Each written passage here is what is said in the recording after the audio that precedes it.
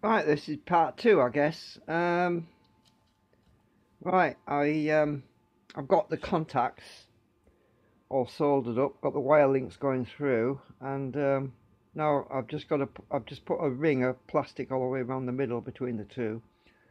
I'm letting that dry a little bit so it goes a bit like rubber because I don't want it to be too liquidy because I've got a rubber band to hold the collar on. So let me just put the camera on this stand again. See if I can get it to. I'm gonna have to put a weight on it to hold it. Right. So now the next phase is to fit the collar, which I've just been printing. Let me just get that a minute. I acetone treated it. I don't want it. I'm not gonna let it dry properly because I want it to be squidgy. So the collar is here, which I've made, printed. So it's going to be bonded on permanently. So what I'm going to do is I'm going to be putting I'm just going to put the plastic. Let's see, this collar will go around the assembly, as you can see. I don't want to put it on yet because it'll get sticky with all this stuff I'm putting on. So I'll put a ring of plastic all the way around the middle, and now I've got to put I've got to put plastic all the way around, which is acetone, ABS plastic melted in acetone. So now I've got to go around this edge because I want it to seal. I'm really going around it again once the collar's on, just to seal any gaps. So I'm going to put some ABS plastic now around here. It's going to go over the top of the copper, so it's hard to see, I know, but so it's going to go around here like this.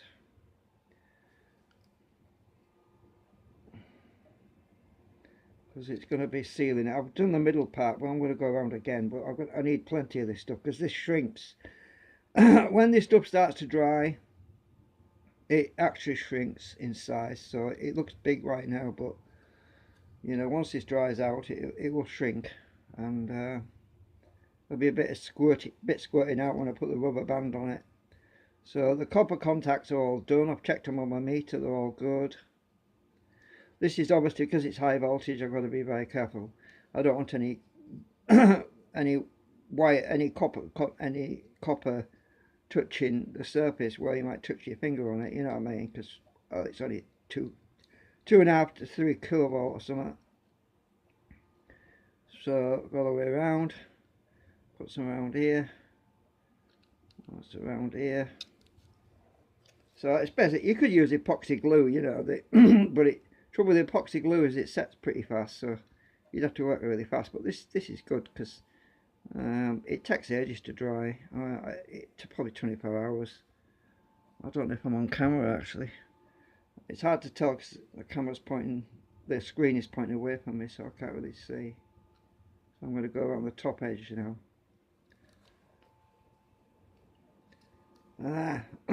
This syringe, I've broken the knob off the end and it's hurting my hand a bit.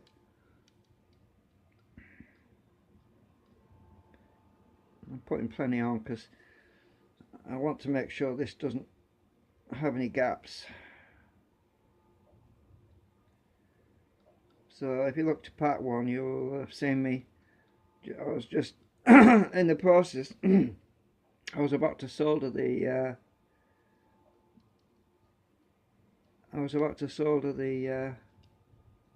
wires in. They're all done.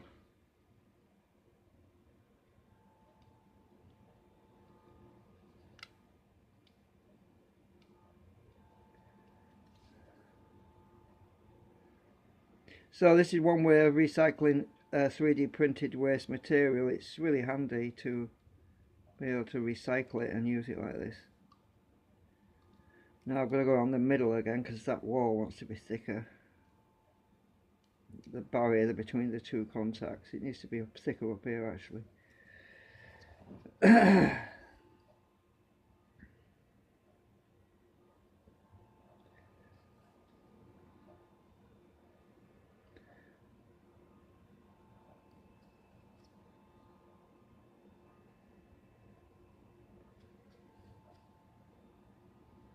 will be a bit squirty now, I'm sure, once I put this collar on. I'm not worried. It's just that I don't want any gaps, I don't want any air pockets.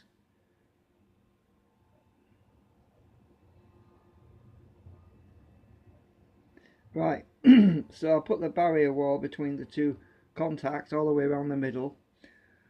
I just need to wipe that end off because I'm going to put the collar on now.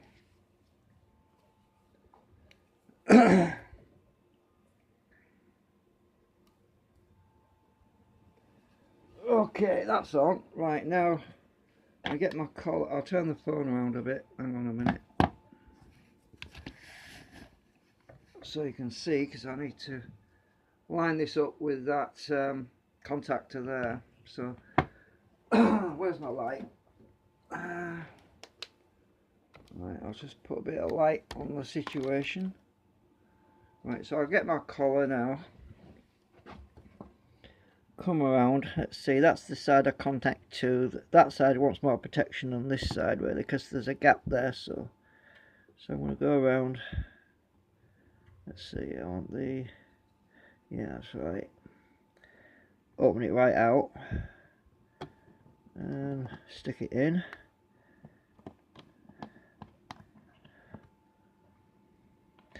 Squeeze it on.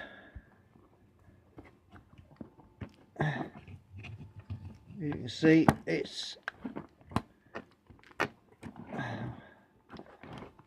making a lot of gooey stuff squeeze. I've got to roll it, actually roll all the way around to get it in properly. Right, now that's going to see, the ABS acetone will soften this collar as well so that it melds in, it bonds in, and it'll be a permanent part of it once it dries. Now I just need to find some very strong rubber bands in my lucky bag of rubber bands, because I need to put a few of those on to hold it all together.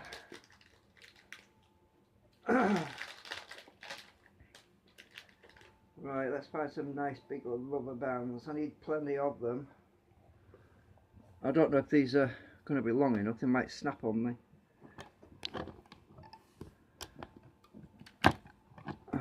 So far so good. Just one rubber band.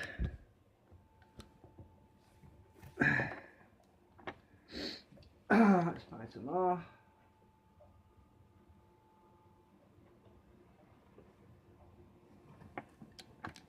You can't have too many rubber bands, I tell you. The more I put on, the more pressure it's going to put on there.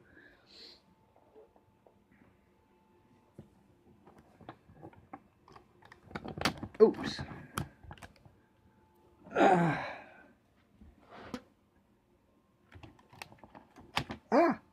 Damn it, whiplash.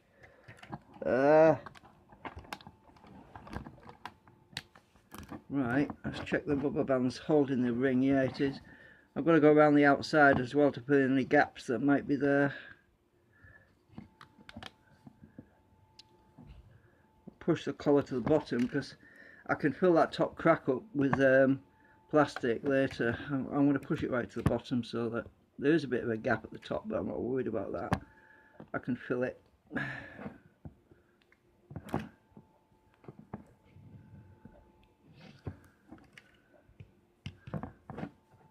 Right, I think, I don't know if I've got enough rubber bands on there. I'm going to stick an extra one on.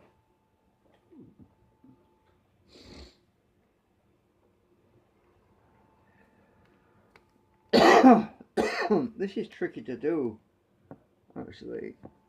This is a pretty tight one. I need to put my knee against it, otherwise it's going to fly at me.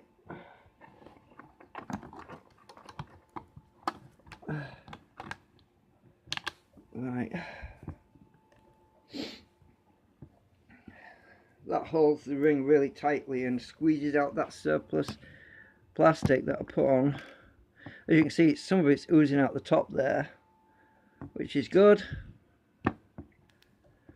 And when that dries out, I mean, it's probably going to take more than 24 hours actually, because there's such a lot of ABS plastic in there. Probably going to take about probably a week to fully dry. Well, I don't know, I've got plenty of time. I'm not in a rush to start using it. Well, I'm going to go around the rim and fill that gap in, because there is a bit of a gap there. Oh my god, a rubber band's gone in there, I think. Shit. Yes, a rubber band has gone in there. How did that happen? I don't know. Need to get that rubber band out. I'm going to go... two rubber bands have gone in there. How would I do that?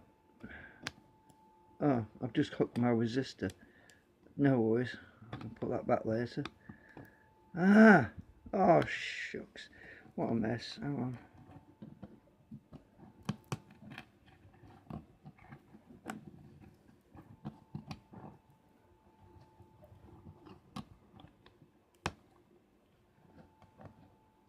That's made a bit of a mess, hasn't it?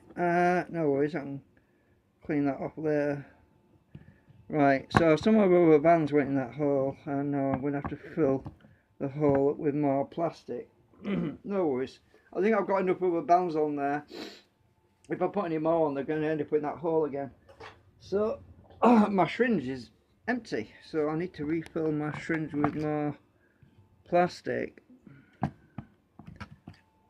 I can sand the outside down later if it's that ABS melted plastic gets on the outside. I'm not worried, I can just sand it down. So I need to get some more of that plastic now, which I melted down. It's in this little container, so let's just go and add a bit more acetone to it if it needs. I think it's alright actually. I'm just going to stir this up a bit. I think I put a bit more acetone in there.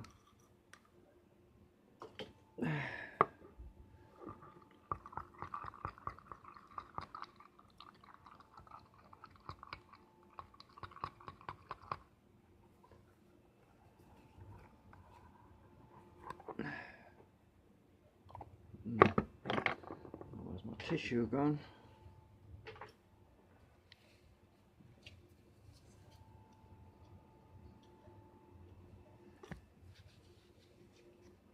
Just cleaning my brush stem. I don't want that all in my hands. Just cleaning up that paintbrush. Right. So I'm going to refill this thing because it's nearly empty. Take the wire out the end, I think. Easier.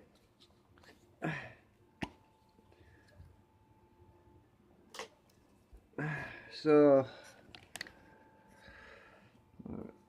fill this up because it's empty now, just about. Oh.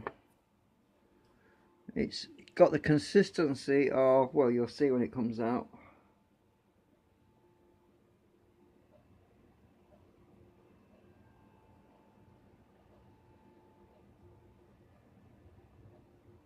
Hard to believe that that is plastic mixed in the acetone, but it's just like treacle.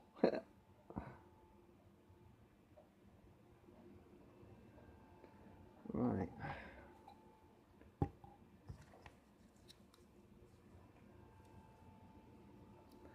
I can turn it upside down and get my plunger in. I want the air bubble to go to the top before I push it in, otherwise it's going to ooze out the end.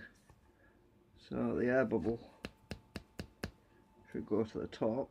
I'll get some tissue on the end so it doesn't squirt out. Actually, I'm just going to squirt it back into the container.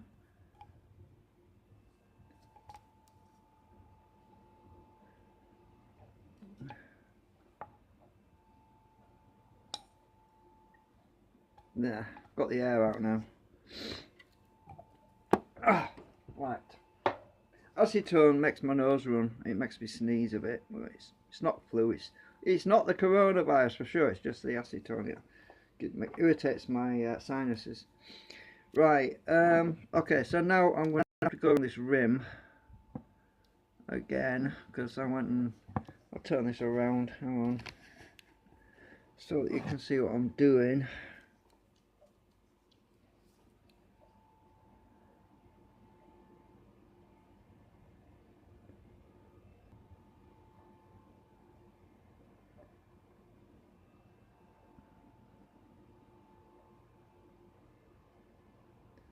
I don't want any air bubbles. So I'm kind of taking it nice and slow.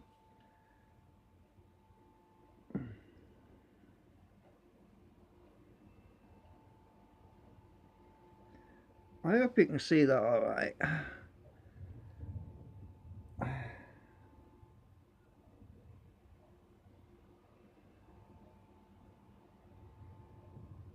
I'm making it a little bit proud because it does shrink.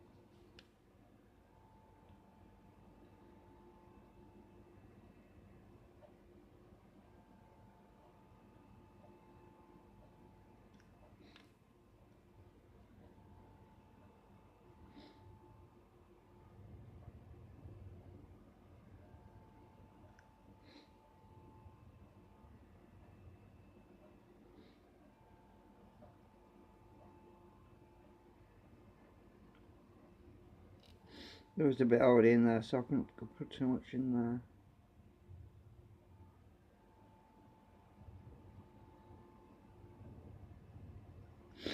there. Right, that's where the wire's soldered in, so I don't want to fill that in. Right, a bit down here I can do.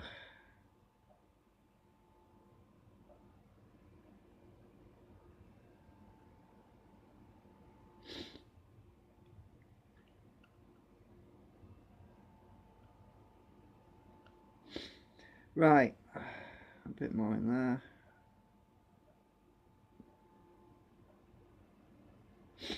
Right, okay, I finally got that sorted, so now that just has to dry, and it will, once that dries out, I'm just going to leave it for a few days, and it will be like the small one which I showed you earlier. I had a much smaller gap though, but let me just show you that one because I did the same thing on that one. Actually, I'm not sure if I sealed the gap on it. Yeah, I did. If you look at the small one I did a few years back, it's still, you can see, well, where I filled where my fingernail is, you can see the plastic where I did it, and it's solid there now, and I seal the bottom there. You can barely tell actually. You can see where I put the plastic right at that point there on the edge, and rock hard, and same principle, and you grab that with your fingers when there's high voltage on. There's no danger because it's plastic insulation, so it's the same principle I'm doing on this.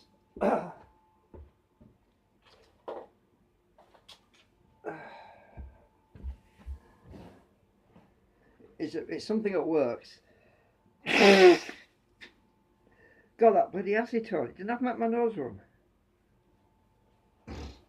I used to think I was coming down with a cold at first when I started running, and then I realised it wasn't that, it was this acetone doing it.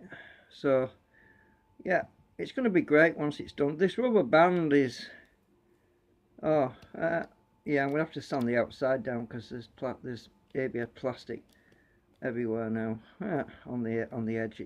I'll just sand it down later when it dries a bit. I can scrape some of it off my finger actually now on this outside edge. I don't want it messing up the surface really.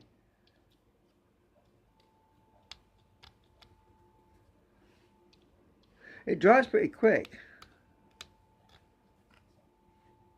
when there's not a lot of it. When you put a thick amount in, like I've just done in that gap, it will take longer to dry. Obviously, the thicker it is, the longer it takes to dry. And my element just unplugs. I can just literally lift the element out, like turn this around a bit. The element just unplugs like this. I can just pull the whole assembly out, and you can see the whole thing. Oh, I don't want to touch it because I'm going to get my fingers all over this sticky stuff. Yeah, I just caught it with my finger. I don't want to, it's just going to have to dry for a few hours.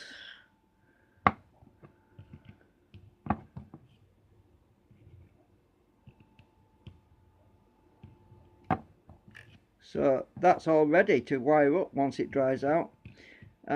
Obviously I'm not going to be putting high voltages in it until it's dried for about a week, because if there's acetone vapours and it sparks, it could catch fire. It shouldn't catch fire, but once it's dried, it's fine. So it's got to sit and cure for a few days, and elastic bands are going to hold everything together. Oh, I haven't done this edge. Actually, I'll do those. Yeah, I'll do those as well while I'm at it. Don't be waiting twice as long for it to dry, do I? So I just need to do these edges just here.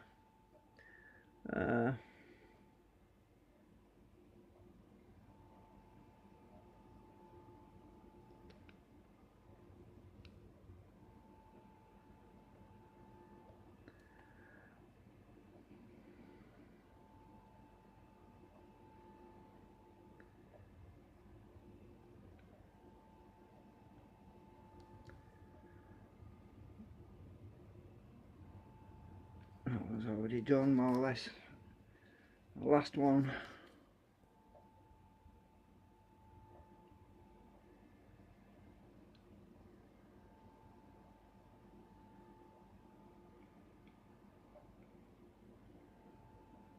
There we go, all done. So I'll leave it upside down just while the surface dries first. Actually, you get a skin tension on the surface, so you end up with a dry skin on the outside, and it's like soft and gooey on the inside. So once it gets the skin on it, I can turn it upside down and it won't fall out, because the skin tension will hold it. As long as it's getting air to it, it stays. It maintains the skin, a dry skin. And as soon as you touch it with your finger, it just collapses on it. It's like, when you're doing porridge and you're cooking porridge in the pan and you get like this skin on the top, or you're doing milk's probably a better example. When you're heating milk up in a pan, you get this like a skin on the surface of the milk. Well, it's a bit like that with this. You kind of get this dry skin on the outside and it's all soft and gooey underneath. Well, once it's had a few hours of drying, it solidifies completely all the way through. And then it turns into like a putty consistency. And then it goes from the putty consistency to well, it eventually goes very hard. It just gets rock hard eventually. And if it dries slow enough, you don't get air pockets inside it. But if you try to speed it up with a hairdryer, what happens is you produce gas bubbles inside, which cause air pockets. So it's not a good idea to heat it up with a hairdryer, because you end up with gas bubbles. I know, trust me, I've done it I stuck things on my heated bed on the printer to warm them up to speed the drying up, and I ended up with air pockets because you just get bubbles coming up, and it doesn't work. It's best to just let it dry slowly. So if you melt ABS plastic with acetone, that's what happens anyway. So that's done. I'm just going to leave that a few days. Sort of give you an update. Since I'd done all the hard work off camera, I mean soldering was the main thing really, and all the electrical contacts are working. I've got basically 10 meg resistor with a 3.9 meg. Because it's a larger element size, I don't need this bigger resistor values, because there's a bigger air gap between the elements, quite a big air gap there. So all I needed was about 13.9 megabytes really, 13.9 mega ohms. What am I saying? Megabytes, mega ohms. So that's what we've got on this element. Yeah. So that's it. Little update on this air filter. Once I get it working, I'll have to show you it. Yeah, I have actually got these. I've made a few of these. They're in my computer, believe it or not. Actually filtering the air and dragging all the crap out of the air. Keeps Yeah, it filters out a lot of the air that goes through the computer, so I don't have to clean the computer every year. So my CPU fan stays very clean, and yeah, it keeps all the crap out of the computer, so it gets better cooling. I've got a lot. I've actually added extra things onto the one in the computer though, because I put some chokes on there just in case there was any noise or crackling or microscopic type of interference that might upset the computer. I put these inductors in, but it doesn't arc, strictly speaking. It doesn't actually arc. It just has electrostatic plates, so it's just as a precaution, really, because computers are very sensitive to EMF and uh, or EMP pulses. We don't want to zap the chips, you know. Anyway, so anyway, I'm off now.